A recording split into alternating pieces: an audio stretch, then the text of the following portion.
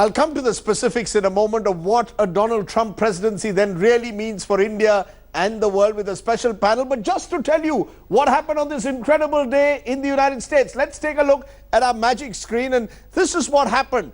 First, in the battleground states, and this is where Donald Trump scored big. In Florida, in Ohio, these were the states which he needed to win. Michigan, states with unemployment becoming a big issue, Pennsylvania, all of them one by one went to Trump. Hillary Clinton in the battleground states, one New Hampshire, one Maine, but all small states. The big states, North Carolina, again went to Donald Trump. Virginia went to Hillary. Georgia went to Donald Trump. Clearly, Donald Trump was able to attract traditional Democratic voters. There was a social coalition almost in inverse that Donald Trump was able to create. Hillary Clinton won the smaller states, but the real big battlegrounds, it appears, went to Donald Trump. Clearly, white American voters, uneducated, many of them jobless, went with Trump.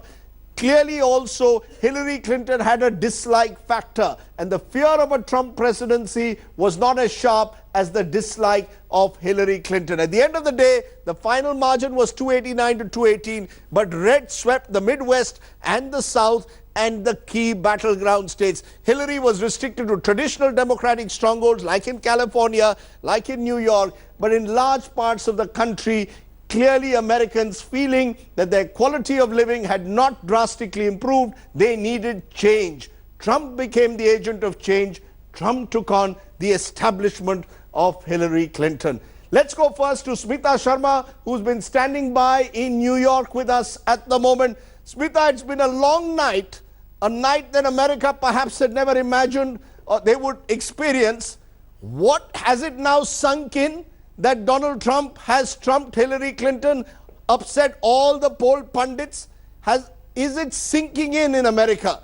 What has happened in the last 12 to 24 hours? Are you getting a sense there as to what the Donald Trump presidency has done? We're going to try and go to you, Smita. Can you hear me?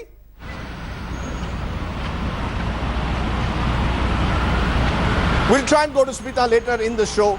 The sense one is getting, of course, clearly is at the moment America still coming to terms with what has been a historic day in the US elections. Remember, the victory of Donald Trump has clearly taken everyone by surprise. It's also, of course, raised the questions about what will a Trump presidency really mean for the world. Quickly, let's go to Smita Sharma. Smita, we're trying to get through to you for the last couple of minutes. Can you hear us? Yes, Rajdeep, please go ahead. Well, it's been a long night, the kind of night that America didn't expect. Now, early morning, is it sinking in the enormity of what Donald Trump has achieved?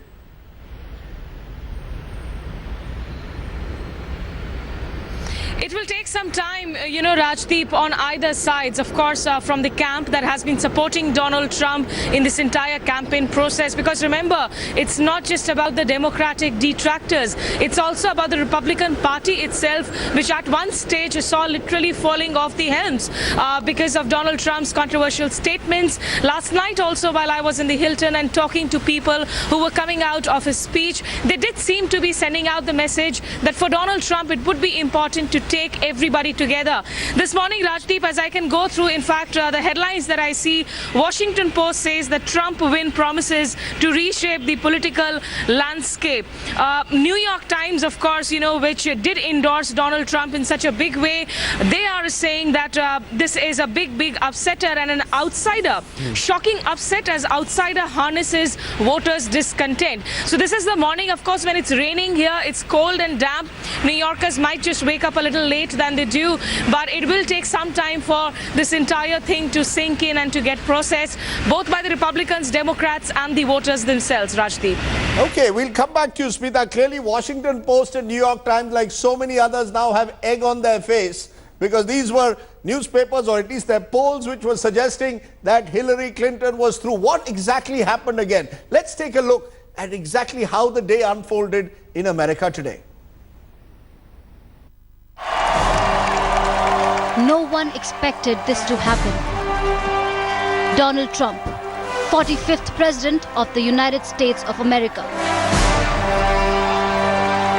With his stunning victory, Trump proved everyone wrong.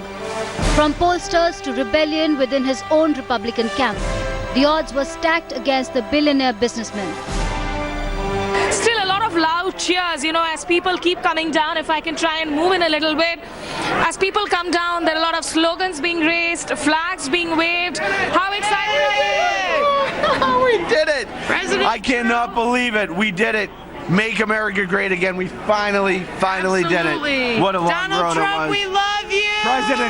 President Trump. Now it's time for America to bind the wounds. Once his lead over Hillary Clinton was firmly solidified, Trump emerged at New York Hilton Midtown with his big, beautiful family in tow. Unbelievable. In his first speech as president-elect, Trump was gracious, even praising his rival Hillary Clinton, who he had referred to as Crooked Hillary throughout his campaign. Okay, so a famous day in American politics. Donald Trump will be the 45th president of the United States. But what does this mean for the world and India? What does this Trump presidency mean for America also? Joining me now, our special guest, Douglas Buswine, Bureau Chief at Reuters, joins me. Appreciate your joining us, Douglas. Amy Casper of the Financial Times here is joining me, the head of Financial Times in Delhi. Tanvi Madan, director of the India project at Brookings, is joining me. I'm joined from Georgetown University by Irfan Nuruddin, director of the university's India initiative, and KC Singh, former diplomat, is also with us. Appreciate your joining us. Amy, I want to come to you first. Are you surprised by what happened? Just the remarkable nature of the victory. I think I told you yesterday, while everyone else was predicting a Hillary Clinton victory, I was very cautious and said that you really couldn't count on anything. The voters, polls had been proven so wrong in the Brexit vote 4 years ago. So I think 4 months ago. 4 months ago. I think rationally, I kind of knew that this was a possibility. I think still it is a bit shocking because I think the kind of way that Donald Trump conducted himself on the campaign trail, the things he said, prior to his campaign that came out while he was on the campaign trail are so unpresidential and so undignified. And yet he won. And yet he won. What was it? What was he? Was he seen as the change agent? Was he seen as someone who has reshaped a new social coalition for America? Someone who sort of stood for working class interests much more than the special interests that Hillary Clinton was seen to stand for? What was it about someone who was seen to make sexist statements, who had not given his tax returns for years, was seen to be anti-Muslim, anti-immigrant, and yet won the election? You know, it's an old trope in American politics that Americans will vote for the person that they feel they'd like to sit down and have a beer with. And at the end of the day, people felt that they would rather sit down and have a beer with Donald Trump because he was entertaining than with Hillary Clinton because she's rather distant. But on a more serious level, I think he also tapped in to a very deep-rooted anxiety among a white working class that feels the ground beneath its feet slowly slipping away and is looking for answers. And although Donald Trump doesn't come with any clear answers, he certainly represents radical change, whereas Hillary represented a kind of continuity from what came before. You know, interesting the way you're putting this, but let's look at it from India and the world. I want to look at it from the world, Douglas. We had Brexit 4 months ago, now we have Hillary Clinton. Now we have Donald Trump defeating Hillary Clinton. Has the world changed? Is there an anti-globalization trend that has emerged in the world? And are we seeing the first signs of that? We saw it in Brexit, we've seen it with Trump. What does his victory mean to the world? Well, I wouldn't say these are the first signs of an anti-globalization backlash. This is a culmination of it. If you go back, it's been pointed out that today is the 27th anniversary of the fall of the Berlin Wall, and Donald Trump's appeal is to those people who felt they should have been winners from America's triumph in the Cold War, and they found themselves, their livelihoods, their existence, their place in society to be threatened by globalization, by free trade, by migration, and this is a deep groundswell of bitterness that Donald Trump has tapped into. I think I'm guilty of underestimating the power of this trend, just as I was, guilty of expecting Britons to vote to remain in the EU. That's right. Media persons, we are being accused of our liberal bias affecting our professional judgments. Absolutely. We have egg all over our face, apparently, or so social media tells us. Yes. But with the benefit of 2020 hindsight, you can look back. You know, Putin, President Vladimir Putin in Russia, he's also been born out of a nation that has felt humiliated by the turn of global events. And, you know, that's why you see Donald Trump and Vladimir Putin having a little bit of a dance. Are we going to see a more insular America, a more America that's looking within? I think we are going to see, I mean, I do not think that foreign policy is a big part of Donald Trump's agenda. I don't think that's what he's interested in. I think, in fact, under a Trump presidency, there is a good chance that you will see a retreat from American activism in the world. I think he doesn't have a vision that America should play, you know, a leading role in maintaining the global order as it stands. And I mean, he's made comments like, we want our allies to be paying more for their security, and why should we be doing this for them? So I think that there could be a kind of a retreat. He's talking of scrapping trade treaties. He's talking of scrapping NAFTA, or possibly confronting China when it comes to trade. From an Indian perspective, should that worry us? Well, I think Donald Trump likes India. He likes Hindu. Okay, so he likes Hindu. He said, "I like Hindu." But I think India could face the kind of collateral damage of an isolationist, anti-trade and anti-immigration president of the United States, and it's in India's essential interest that is able to trade, and it's you know, IT services, its IT experts should be able to, you know, lead the economy forward, that's not necessarily an opportunity that he'll allow. Can I bring in Tanvi Madan there from Washington? Tanvi, an anti-trade, anti-immigrant president, but also a businessman. Do you believe that he will reach out to India because this is a big market, or do you see that from a Washington perspective of a Trump presidency being very different to Barack Obama, who had built this strong relationship with Narendra Modi, both at a personal level and also at the level of the two great democracies? I think the word you're going to hear over and over again, whether it comes to policy towards India or his foreign and domestic policies, is going to be uncertainty, and on at least three bases. One, uncertainty about how much of his rhetoric he's going to translate into reality, including on the strategic and economic engagement with the world. Second, uncertainty, what are the policy specifics? What are the priorities that he will have? And third, uncertainty, which will also impact his administration, is personnel appointments. Coming to India, I'd say very quickly that what India will have to do in terms of trade, in terms of reaching out, I think the government has already reached out and they will engage with people close to him, and they already do have some contact, especially with senators who are close to him. But I think India is going to have to be ready to step up to the plate, to do more, to be more transactional. What are the deals that India is going to put on the table?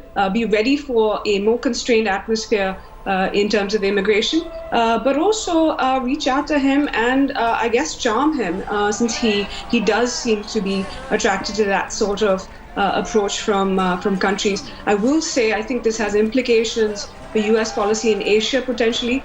We will see how it plays out. But if we do see a retrenching US role in Asia, this will have implications for India, especially given China's role. You know, I also want Irfan Nuruddin to understand, you are an Indian American, an American citizen, grew up in Mumbai. Do you today fear a Trump presidency, or was that fear exaggerated from day one? Do you believe that the time has come now, as the word used by Tanvi there was transactional, that you can have a transactional relationship with someone like Donald Trump, and to that extent, Narendra Modi and Donald Trump might do business with each other. America's business is business, and Narendra Modi may well find enough commonality with the Donald Trump presidency. Yeah, I think transactional relationships are the name of the game. There's no reason to expect that Mr. Trump would want to undo a good relationship with India. As one of the earlier spoke, China remains, for Mr. Trump, a major concern, and India in the region is going to be seen as an ally that can help balance China. The real question, of course, is, you know, whether or not the forces that elected Mr. Trump, which in my view, unlike maybe some of your other guests, I don't think it's about economic anxiety. I don't think it's about unemployment. I don't think it's about poverty. I think it's about race. I think it's about xenophobia. I think it's about bigotry. And whether those forces now feel empowered in a way that they didn't yesterday, and that they wouldn't if Hillary had won, to actually act out their prejudices against Indian Americans, against other Asian Americans, African Americans, Hispanic Americans in America. And so what we can't know yet is what are the lessons that the Ku Klux Klan, all who endorsed Mr. Trump, other sort of rural white voters for whom racial antagonism and anti-immigrant prejudice is a major driver, what lessons do they take from this election? Do they see this as a vindication of their positions and sort of a permission to go out into the streets and do things that, until a few months ago would have been fairly unthinkable? That's pretty frightening to me. Okay, interesting. So the fear still remained for you as an Indian American, but from a purely Indian perspective, the word that I keep now using it, borrowing it from what Ms. Madan said, transactional. Is that the nature of the relationship that we will have with a Trump presidency? It's going to be less touchy-feely and it's going to be more transactional. America's business is business. America turns insular. Does that benefit India or not? Look, we don't know, because the victory speech that he gave, he moderated much of what he has been saying earlier, which is what he was expected to say. He said, we meet countries halfway. He didn't talk of any overthrowing any trade agreement or undercutting the deal with Iran or any such thing. He realizes he is now president. It wasn't the Donald who was speaking, it was Mr. Trump, the president. So he's already changing his public rhetoric. But he'll have a problem, the same problem that Mr. Modi had, that your extreme right wing, which has got you elected, like the Gau Rakshaks here and so on and so forth, will often get him into trouble and get him into a corner. But he has an additional problem, that there is the Senate and the Congress controlled by the Republicans. And on many subjects, he is not on the same level as the Republican Party. And don't forget, Republicans, you have old Republicans there who would want certain positions taken on trade, etc. So it's not going to be that simple for him to start overturning agreements or start taking unilateral decisions. It's very interesting that the message that Chancellor Merkel has sent, she has said we can cooperate, but based on values such as human dignity, racial equality, and tolerance. It's a very, very gutsy and exceptional message. Normally a congratulatory message is hugs and kisses, but here she's sending a very pointed message. And the EU High Representative, also speaking today, talked of all this, that we can meet you, but you have to abandon all this, which you have used during the election. So there is some concern in Europe. There would be concern. Of course, Putin has gone overboard to greet him. Here we have sent a message. Only friction point I see with India is IT services. He starts taxing the companies there. So we'll have to address that with him. Can I just bring in Amy on that point? Impinging on us. Sorry to interrupt you. Can I bring in Amy on that specific point, Amy, that was raised there? IT sector, outsourcing.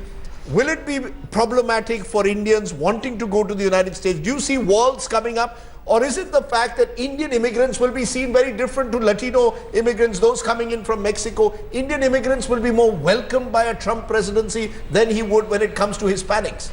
I mean, it's really hard to say, because clearly the Indian immigrants who go as high-level software engineers to Silicon Valley are not taking away jobs from, people in the Rust Belt of Michigan and Ohio. On the other hand, the sentiment is a generalized sentiment against immigration and against the kind of ethnic diversification of American society. So I think there could be an attempt to, curb and curtail immigration, and even if in reality, there's not really a direct competition between, the Indian software engineer from Hyderabad going to Silicon Valley to that, laid off auto worker in Michigan. The need to be seen to be taking a stance against the change in American society, against immigration, will, perhaps press the administration to do things like curb those HB1 visas, which are so dear to the hearts of so many IIT graduates in this country. They absolutely are. Douglas, the sense is there's an unpredictability about Donald Trump. There was an unpredictability of what happened today, and it's probably going to last for a while. Is that part of the concern that we have? The world needs stability today. It needs a bit of predictability. Donald Trump comes in. We don't know what's going to happen with Syria. We don't know what America's position is going to be in different flashpoints in the world. What will a Donald Trump, for example, do with in the Indo-Pak situation? Do you expect America to play some kind of a global policeman anymore, or simply back off now? Well, we don't know. He was presidential today, at least in his acceptance speech, but we simply don't know. For 2 minutes, yeah. I think the foreign policy experts that you talk to hold on to the idea that there's bipartisan support for a strong Indian-American relationship, and they'll be able to moderate his impulses and perhaps his lack of attention to detail. But I just tend to think, you know, will that survive the 3 a.m. phone call kind of test that Hillary used to apply to these sorts of situations? And we would have to see how he behaves in a crisis, and that's a different matter. Can I just ask you that, Tanvi, is India of any significance today at Capitol Hill for a Trump presidency? Are we at all on the map of a Trump presidency? I think, you know, it depends on kind of, yes, on the general map, but in terms of the top, you know, 2 or 3 priorities, we'll wait and see. I think in terms of specific issues, I think the Hill is important on the immigration issue.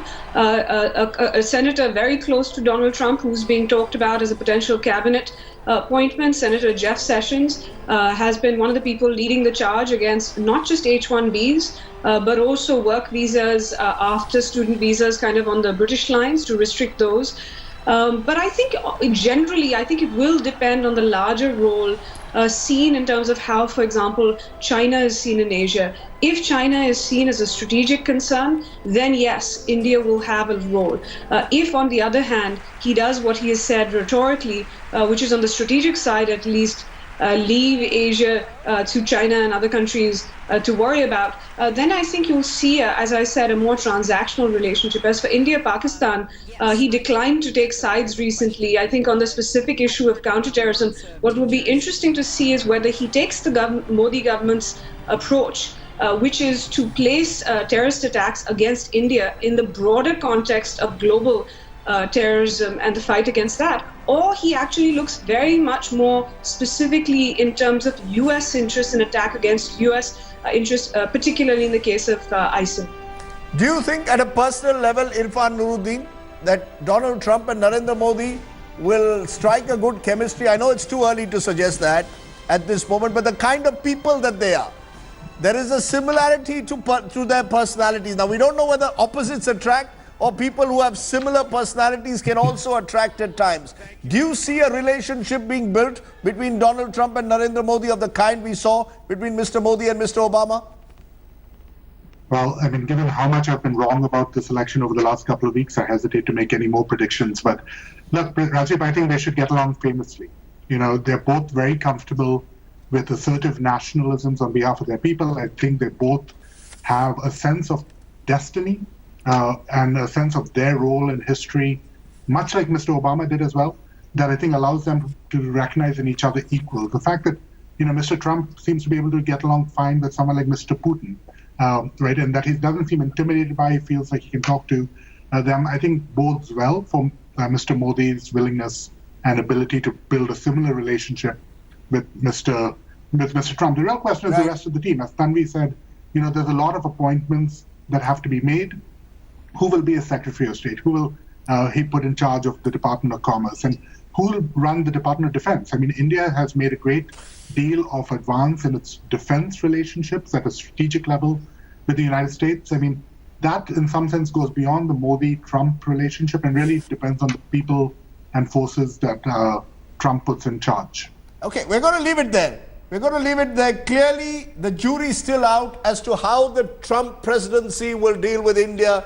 But I think the clarity is there that a Donald Trump presidency will only lead to more unpredictability because we don't know what Donald Trump will do next. I appreciate all my guests joining us, giving us a sense of what is truly a historic day. My take, the victory of Donald Trump confirms just how disconnected pollsters and journalists can be from ground realities. The fact is also that voters were seeking change above all else. Trump won despite the media. He won because America disliked Hillary Clinton more than they feared Trump. Whether the world should fear a Trump presidency is up in the air. Hopefully the responsibilities of being in office will dilute the sharp edges. America needs reconciliation. The world needs stability. Okay, let's take a break at this